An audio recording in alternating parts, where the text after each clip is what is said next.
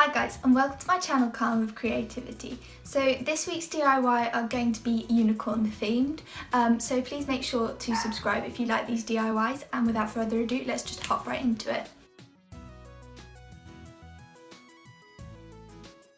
So you want to start by grabbing some glitter, some oven baked clay, an earring back and an earring of your choice. You want to start by grabbing your oven baked clay, and you can use whatever colour of oven baked clay you want. I decided to create a sort of marbled effect by using some white, pink and purple oven baked clay. So to do this, I just grabbed a little bit of the white clay and then an even smaller bit of the purple and a sort of medium-sized amount in between the two of the pink, and then you just simply want to squish these all together, mixing the colours so that they create this nice swirled marble effect. And once you've mixed them a little bit, not too much because you want to keep the marbled effect, you simply want to roll it out into a long thin sausage shape. And you want to do this slowly and gently to make sure that the sausage shape that you make isn't too thin or uneven. Once you're happy with the size of your and length of your sausage shape, you want to grab your earring back and start by using that as a base with the flat side down. Then simply grab your little sausage swirl and lay it around in an upward spiral, going up and around the earring back to create the sort of unicorn horn. And you want to go in a little bit each time you go up.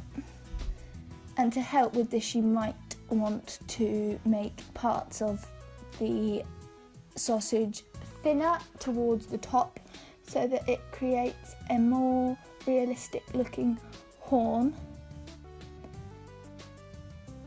And once you're happy with the way that your clay is spiralling up, you want to break it off when you reach the top and start rolling it just to even out the horn a bit. Now, once you've finished rolling the shape, you want to simply roll it in a bag of glitter, and this is just to add a little bit of sparkle. Obviously you don't have to do this, but when I think of unicorns, I think of magic and sparkles, so I decided to put some glitter on mine. And then I simply squished this back into the right position I wanted it, dusted off the excess, and followed the baking instructions on the back of my clay. And there we are. The next DIY is a unicorn bag DIY or coin purse, depending on the size that you make it. And you want to start by cutting out 2 unicorn shapes out of some fabric.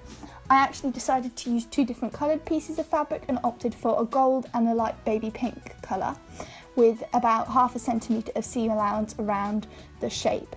Then you want to grab your 2 pieces and pin them together, and I pinned 2 in the main body of the unicorn shape and some along the legs as well, just to keep it all in place. And now it's time to start putting your zipper into place. To do this, you want to again pin good side to good side, making sure that the zipper part is facing inwards and the edge of the zip is like the other edge of the zip is facing out with the fabric, and you just simply want to pin this along, going with the shape of the unicorn. And once you've completely pinned this, you just want to grab some needle and thread, and I actually went for some black cotton thread, and simply sew the zip to the fabric piece, following along the shape outline. And to do this, I decided to go for a back stitch, so I simply knotted my cotton, put the needle in, and then kept going back on myself. And once you've finished this, you simply want to do exactly the same to the other side of the zip. pinning along it and then sewing it down with a back stitch using the needle and thread. I actually ended up positioning my zip so that when the zip was shut, the zipper portion of it would end up by the unicorn's bottom so that I can later attach a tassel to look like the unicorn's tail.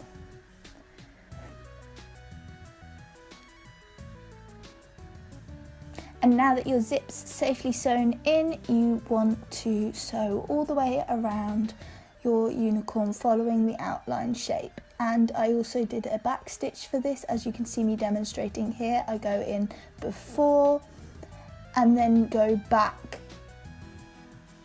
and down and come up before, leaving a gap, and then go back and down. And you want to make sure that you start this and end this right by the very edge of the zip, going round and over the actual zip piece to make sure that your unicorn doesn't have any gaps and there isn't going to be a hole where the end and the beginning of the zip are. And you simply want to repeat this all the way around your bag. Once you've finished, it's a quick job of turning the whole pouch inside out, or background the right way, if you will. And this can be a little fiddly, especially around the smaller pieces such as the horn, but you can just pick at it so that you just pull the amount of fabric out. And then once you've pushed it all through the right way around, you should be able to see your design. Now, the last step was just to grab some embroidery thread and some scissors, and all you want to do is wrap the embroidery thread around your 3 main fingers 15 to 20 times, and then chop off the end, and then grab another piece of thread to tie around the bunch at the top in the middle of the loop so that it's essentially a suspended hanging loop, and then another piece near the top around the whole bunch before cutting the loops that are at the bottom to reveal your tassel.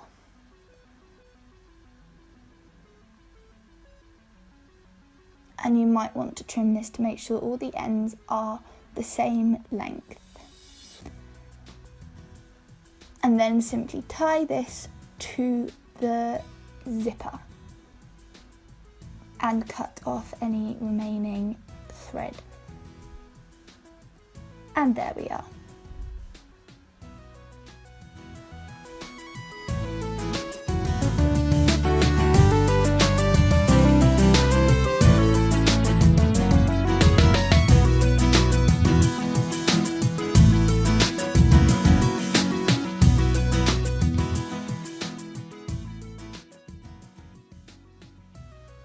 Thanks for watching this video, guys. I really hope that you enjoyed it. Please make sure to subscribe if you did enjoy this video, and comment down below any ideas that you have for unicorn themed DIYs.